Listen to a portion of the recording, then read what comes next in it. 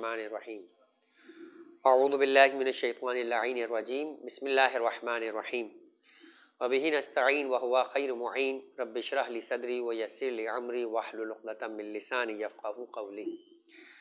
सामीन इकराम, दर्स फ़िक़ह के सिलसिले में ग़स्ब से मुतल्लिक़ अहकामात को आपकी खिदमत में पेश किया जा रहा था। गुफ्तगू इस मकाम तक पहुँची थी कि अगर गस्ब करने वाला गासिब जो है वो मालिक की किसी चीज़ को गस्ब करे और गस्ब करने के बाद उसमें कोई मॉडिफिकेशन, कोई तब्दीली ले आए, तो फिर उसकी ज़िम्मेदारी है कि अगर मालिक इस बात का मुतालबा करे कि मुझे मेरी चीज़ असली कैफियत और असली चीज़ में ढाल कर वापस दिया जाए, तो वो उसे कैफियत के अंदर वापस ढाल के दे।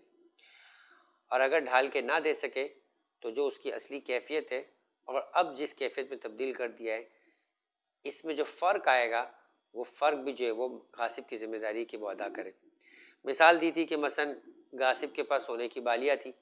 और सोने की बालियों को उसने पिघला दिया और फ़र्ज़ करे कि उसने एक सोने के जो है वो आप बिस्किट की सूरत में या उसके कॉइन की सूरत में या किसी भी रॉ फॉर्म में चेंज कर दिया। तो अब जो है वो अगर मालिक ये कहे कि ठीक है, मुझे मेरा यही वाली कैफियत में वापस करो और जो सोने की कीमत बालियों की सूरत में होने की वजह से और अब जिस कैफियत में चला गया है, तो मेरी बाली की कीमत के अतबार से जो फ़र्क आया है वो मुझे अदा करो, तो गासिब की ज़िम्मेदारी कि वो उसे अदा करे। और वो मजबूर नहीं कर सकता मालिक को कि मैं मिसाल के तौर पे इसे वापस उस सूरत के अंदर ही देकर वापस पलटाऊँगा, और ना ही मिसाल के तौर पे मालिक जो है वो उसे मजबूर कर सकता है कि वो उसे पहले की तरह बना कर दे। आज का जो मसला है वो ये कि 2518 कि अगर एक चीज़ जो मालिक की बेहतर सूरत में नहीं थी, मालिक ने उसे बेहतर सूरत में, गासिब ने बेहतर सूरत में तब्दील कर दिया। मसलन कॉइन था और गासिब ने जो है वो उसे सोने की बालियों की सूरत में तब्दील कर दिया या सोने का कोई लॉकेट बना दिया। अब क्या होगा? क्या मालिक जो है वो एज इट इज़ इसको वापस ले सकता है? क्या अगर मालिक उसे मजबूर कर सकता है कि नहीं, मुझे तो अपना कॉइन की सूरत में चाहिए, तो मालिक यानी गासिब की जिम्मेदारी कि वो उसे कॉइन की सूरत में करके दे। और कॉइन की सूरत में करने के नतीजे में, क्योंकि पहले वो कॉइन था, अब बाली बन गई, अब दोबारा कॉइन की सूरत में तब्दील किया जाएगा, तो इसकी सोने की कीमत में मुमकिन कि कोई वेस्टेज आ जाए और कुछ कमी हो जाए, तो ये कमी का जिम्मेदार कौन होगा? आज इस मसले को आपकी खिदमत में पेश करना है। मसला नंबर 2518 कि जिस शख्स ने कोई चीज़ गस्ब की हो और अगर वो इसमें ऐसी तब्दीली करे कि जिससे उसकी हालत बेहतर हो जाए। मसलन सोना गस्ब किया हो रो फॉर्म में, बिस्किट में या कॉइन की सूरत में, और उसके बूंदे बना दे, उसके जो है वो इयररिंग्स बना दे, अंगूठी बना दे। माल का मालिक उसे ये कहे कि मुझे माल उसी हालत में चाहिए, तो ज़रूरी कि उसे दे, ठीक है, यानी जिस कैफियत में अभी है बूंदे की शक्ल में है, तो ज़रूरी कि उसे बूंदे की सूरत में दे दे। अच्छा, इसने जो जहमत की है, बूंदे बनाने में जो मेहनत की है या कहीं से बनवाए, तो ये जो कीमत लगी है, कह रहा है कि जो है वो मालिक उसका जिम्मेदार नहीं है, क्योंकि उसने बगैर इजाज़त उसके माल में तसरुफ़ किया, उसे उसका कोई रकम नहीं मिलेगी गासिब को। इसी तरह वो ये हक भी नहीं रखता कि उसे मालूम हो गया कि ये माल उसका नहीं है और मालिक ने जो है वो माल अपना पहचान लिया, वो लेने के लिए आ रहा है, तो ठीक है, मैं उसे जो बूंदे उसको दोबारा सिक्के की सूरत में या बिस्किट की सूरत में तब्दील कर दूं। नहीं, अब वो मजीद को तसरुफ नहीं कर सकता,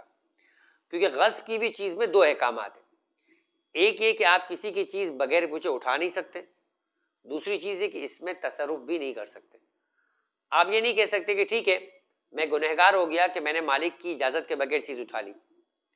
लेकिन जब तक कि मैं मालिक को पहुँचाऊँ तब तक इसमें कोई तसरुफ करना चाहूँ, गिलास है तो पानी पीना चाहूँ, इस गिलास से वुज़ू करना चाहूँ, आपको इजाज़त नहीं। जितना जितना तसरुफ करते जाएंगे इतना इतना आप गुनहगार भी होंगे और जिम्मेदार भी होंगे। लिहाजा आपने अगर एक मरतबा उसका सोना जो कि कॉइन की सूरत में था उसे बूंदे में बदल दिया गासिब ने, अब मालिक अपनी चीज़ लेने के लिए आ रहा है, तो वो कहे कि ठीक है, मैंने तो गोल्ड कॉइन लिया था, तो मैं दोबारा गोल्ड कॉइन में इसको कन्वर्ट कर दूं,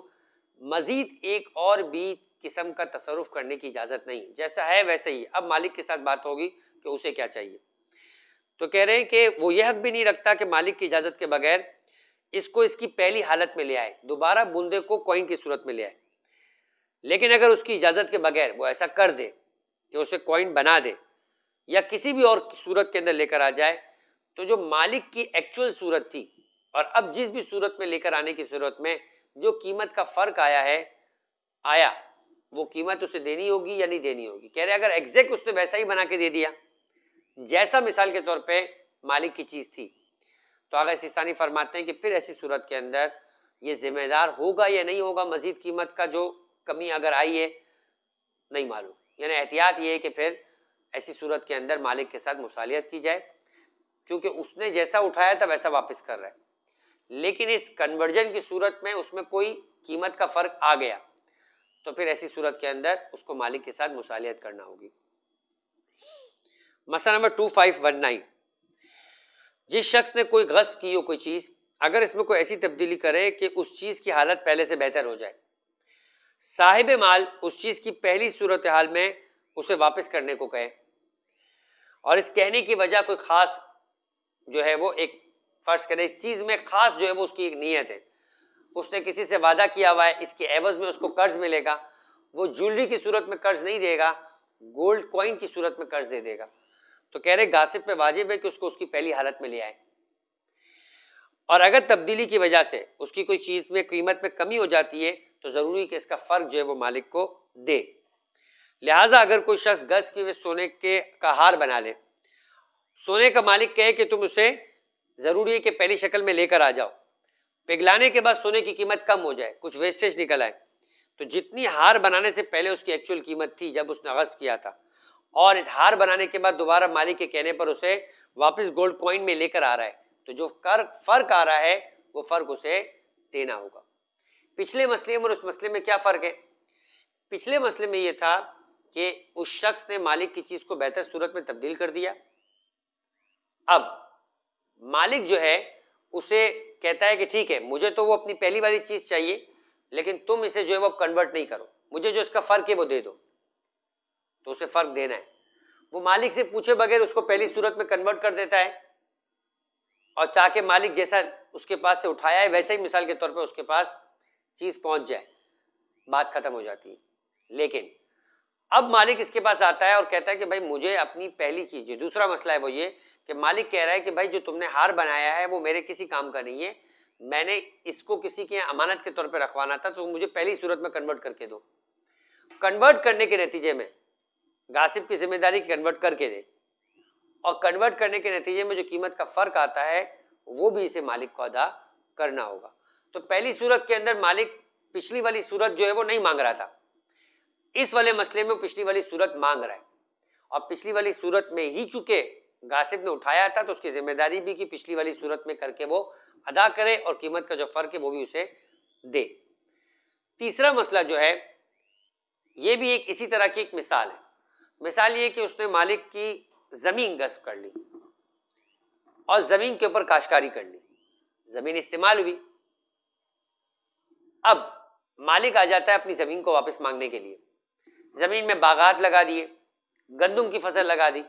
कुछ भी लगा दिया, मालिक कहता है कि मुझे मेरी जमीन जैसी है वैसी ही वापस करो, तो ये सारी चीजें मालिक को यानी गासिब को उठा के ले जानी होगी। न फकत उठा के ले जाएगा, इतने अरसे में जो उसने मालिक की जमीन का इस्तेफादा किया उसका उसे किराया भी